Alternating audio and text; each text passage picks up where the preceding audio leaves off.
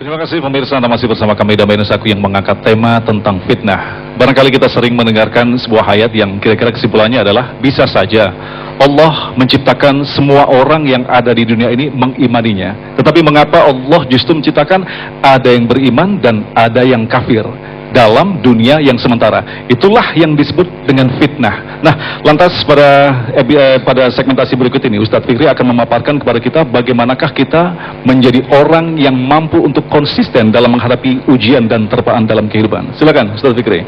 Assalamualaikum warahmatullahi wabarakatuh.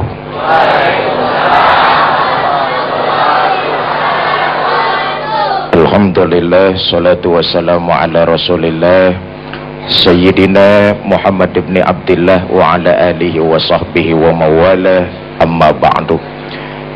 Yang mulia para alim ulama, para asatiz, para guru-guru, para habaib DKM Masjid Nurul Huda, Komplek Brimob, Cipinang Atas, Jakarta Timur, ibu-ibu dan bapak-bapak, saudara-saudara kaum muslimin yang berbahagia. Jika seseorang mengaku sebenar-benarnya sebagai hamba, tentu dia menjalankan seluruh perintah Allah. Fitnah apapun yang datang menerpa dia tidak akan berdampak, justru makin mendekatkan dia kepada Allah penciptanya. Kalau seorang hamba ini mengaku hamba dan mengerjakan perintah, fitnah, ujian, cobaan tidak menyebabkan dia berlari dari agama, justru malah mendekatkan dia kepada penciptanya Allah Subhanahu wa ta'ala. Tetapi sebaliknya, kalau orang yang cuma sekedar mengaku sebagai hamba tapi tidak menjalankan perintah Allah, orang macam ini gampang mudah tersesat. Kenapa? Sandarannya kepada Allah tidak ada. Hanya pandai mengaku sebagai hamba. Begitu datang fitnah, kesulitan, cobaan, dia mudah terbawa oleh arus, ngikutin arus, terseret. Tetapi kalau hamba ini mengaku sebagai hamba dan mengerjakan seluruh perintah Allah, ujian, cobaan, fitnah yang datang malah menguatkan dia, mendekatkan diri dia malah kepada Allah Subhanahu wa ta'ala.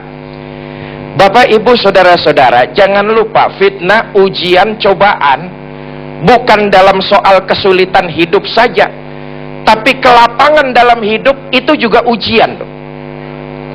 Orang sering lulus dan lolos kalau diuji dengan berbagai macam kesulitan, tapi orang sering terjerumus dan tergelincir kalau dicoba dengan kelapangan hidup.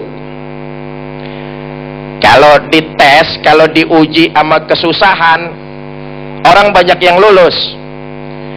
Waktu belum punya duit, waduh, ngakunya hamba Allah.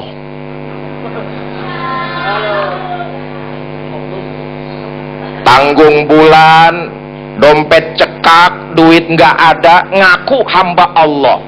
Rajin banget datang ke masjid. Kenapa? Belum gajian. Tapi begitu awal bulan gaji udah keluar, lihat masjid miring, bergeser. Mulutnya aja yang pandai mengaku hamba Allah, tapi tidak mengikuti apa yang diperintahkan oleh Allah dan Rasulnya. Orang sering lolos kalau diuji dengan kesulitan, tapi nggak sedikit yang terjerumus, tergelincir apabila diuji dengan kelapangan hidup. Ini juga fitnah, ini juga ujian, dan ini cobaan. Tadi guru kita Ustadz Amir Faisal udah memberikan penjelasan bahwa ujian, cobaan, fitnah bukan cuma sekedar kesusahan, kesulitan dalam hidup, tapi juga kelapangan dalam hidup. Ini merupakan ujian. Begini, makin besar tingkat iman seseorang, makin besar pula ujian yang Allah berikan kepada kita. Makin tinggi status sosial kita, makin besar cobaan yang bakal menghadang kita. Tadi beliau sudah sampaikan tuh, makin tinggi pohon, makin besar terpaan anginnya. Itu resiko tuh. Ujian, cobaan, rintangan. Dan saudara jangan lupa,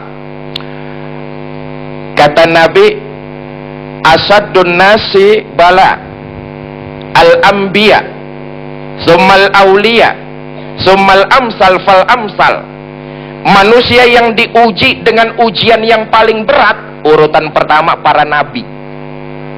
Ujian yang paling berat Allah berikan kepada para nabi. Summal anbiya, setelah itu Pak summal aulia, setelah itu para aulia, orang-orang soleh. Ujiannya berat. Summal amsal fal amsal, begitu turun ke bawah sesuai dengan tingkat keimanan mereka, bobot agamanya. Ya Allah, paling berat ujian yang diberikan kepada para nabi. Ada nabi yang kalau lagi pidato, orang-orang umatnya tuh pada nutup kuping. Kupingnya disumbat dengan telunjuknya. Lagi dipidatoin sama nabi, lagi dipidatoin sama orang-orang soleh, layar TV-nya diganti. Umpama lah.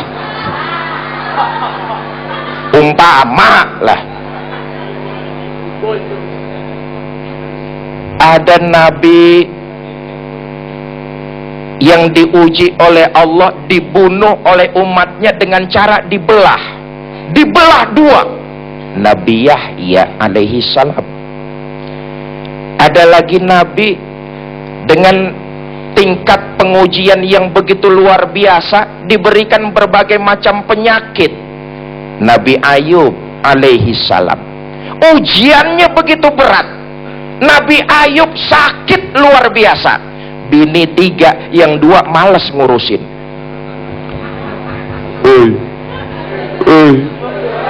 Yang 2 males ngurusin. Nanti kita terusin lagi. Silakan Mas Agung. Baik, terima kasih pemirsa dirahmati Allah. Itulah tadi kisah tadi menyadarkan kepada kita kalau selama ini kita merasa bahwa kehidupan kita sangat berat, ternyata ditegaskan justru nabi-nabi adalah manusia yang diuji oleh Allah dengan ujian yang amat sangat berat. Tetapi Nabi pun telah mencontohkan kepada kita bagaimana para orang-orang mulia ini harus bersikap terhadap ujian Allah. Insya Allah itulah yang akan kita bahas pada segmentasi selanjutnya. Damai Indonesiaku.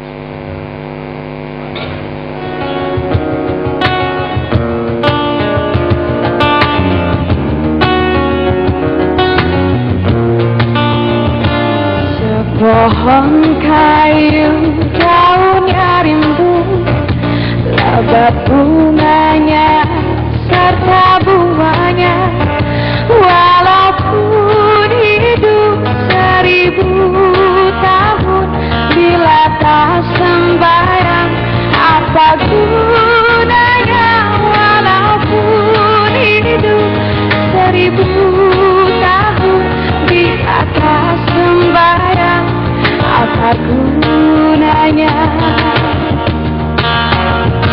Kami bekerja sehari-hari untuk belanja